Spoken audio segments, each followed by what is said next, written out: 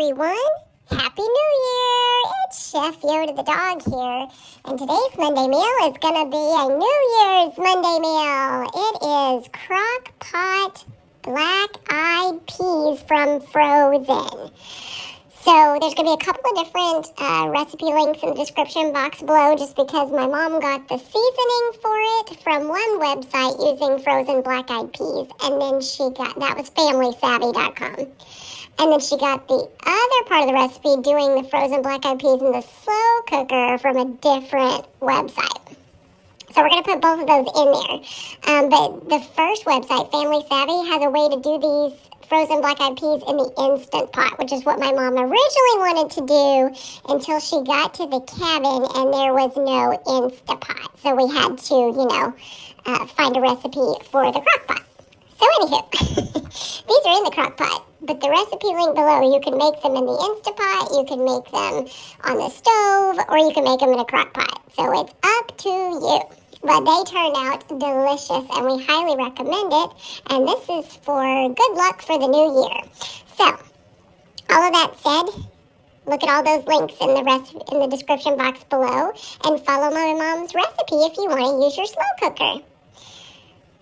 Hope you guys are going to have a great 2024. And if you like this video, please give us a thumbs up. And if you haven't already done so, please subscribe to our channel. Chef Yoda the dog out.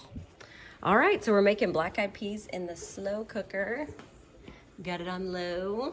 It's gonna cook for 6 to 8 hours on low. We're using frozen black-eyed peas, 4 bags.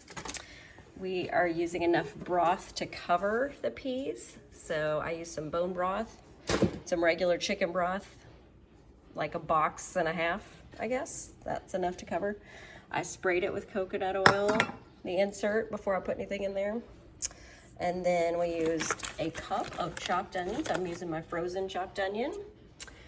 We used a couple of tablespoons of sugar. This is 2 to 1. I'm doubling this recipe, by the way. And I'll put a link to the original below. Garlic powder, a couple teaspoons of that. Couple teaspoons of the blend, salt, pepper, and garlic Kinders. I like this a lot. It's very good. And then instead of bacon, you're supposed to use 3 to 4 strips of bacon. Then I doubled that, so it would be like 8. And 2 to 3 teaspoons of bacon bits is a strip of bacon. So I did 24 teaspoons of bacon. Can't have enough bacon. Anyway, that's what's in here. So now we're gonna cover it and cook between 6 to 8 hours on low. And then we'll show you the finished product. All right, it's done. It's been 6 to 8 hours on low, probably 6. And that is what they look like, and they are very good. The blend stuff makes it taste good, and the sugar and the bacon always good.